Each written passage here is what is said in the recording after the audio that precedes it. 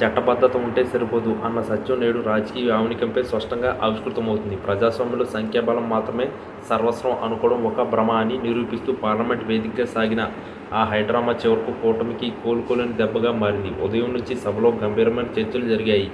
ప్రతిపక్షాలు విమర్శలను తూనీలు చేస్తూ అధికార కూటమి అత్యంత పకడ్బందీగా బిల్లును ముందుకు తీసుకెళ్లింది. చట్టపరమైన చిక్కులు రాకుండా ప్రతి నిబంధనను క్షుణ్ణంగా పరిశీలించామని, బిల్లు పాస్ కావడమే తరువాయి అని నేతలు ఎంతో ధీమాగా కనిపించారు. చివరకు ఓటింగ్ ప్రక్రియ ముగిసింది. డిజిటల్ బోర్డు మీద మెజార్టీ అంకెలు మెరిశాయి. సభలో చప్పట్లు మారుమోగాయి. బిల్లు పాస్ అయిందని స్పీకర్ ప్రకటించిన మరుక్షణం కూటమి నేతలు ముఖంలో విజయోత్సాహం కనిపిస్తుంది.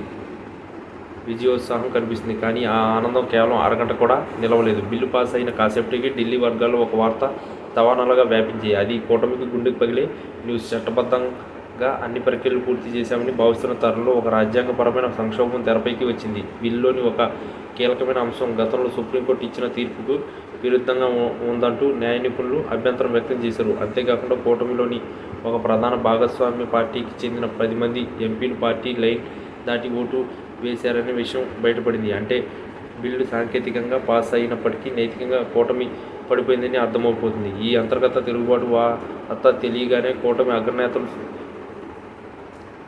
ఆశ్చర్యపోయారు. అప్పటి వరకు విజయోత్సవంలో ఉన్న శ్రేణులు ఒక్కసారిగా నిశ్శబ్దంలోకి జారుకున్నాయి. రాజకీయాల్లో వ్యూహం ఎంత ముఖ్యమో నైతిక బలం కూడా అంతే ముఖ్యం. చట్టబద్ధంగా బిల్లును నెగ్గించుకున్నాం కదా అని సంబరపడే లోపే సొంత గూటిలోనే చిక్కు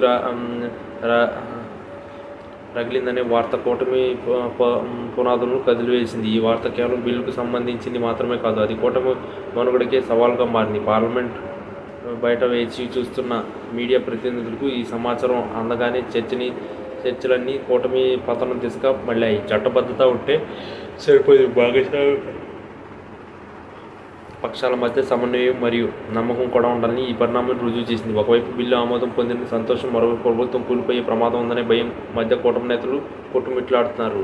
రాత్రి సమీకరణాలు మారిపోయాయి. చట్టసభలో సాధించిన విజయం బయట అపజయంగా మారిపోయింది. పార్లమెంట్ లాబీలో వినిపిస్తున్న గుసగుసల ప్రకారం ఈ తిరుగుబాటు వెనుక చాలా కాలంగా గూడు పుటాని సాగుతుంది.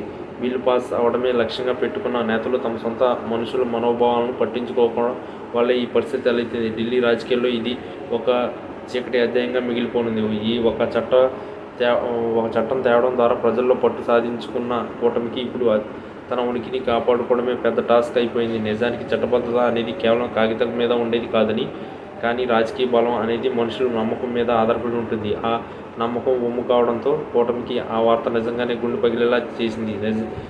గెలిచామని సంబరపడే లోపే ఓటమి తలుపులు తట్టడం అంటే ఇదేమైనా రానున్న రోజుల్లో ఈ పరిణామాలు ఎట్లాంటి మలుపులు తిరుగుతాయో అని దేశవ్యాప్తం ఉత్కంఠగా చూస్తుంది. ఒక బిల్లు గెలిచింది కానీ ఒక వ్యవస్థ ఓడిపోయిందనే భావన ఇప్పుడు అందరిలోనూ వ్యక్తమవుతుంది. చట్టబద్ధత గెలుపు కంటే రాజకీయ స్థిరత్వం ముఖ్యమని ఈరోజు జరిగిన ఘటనలు చాటి చెప్పాయి.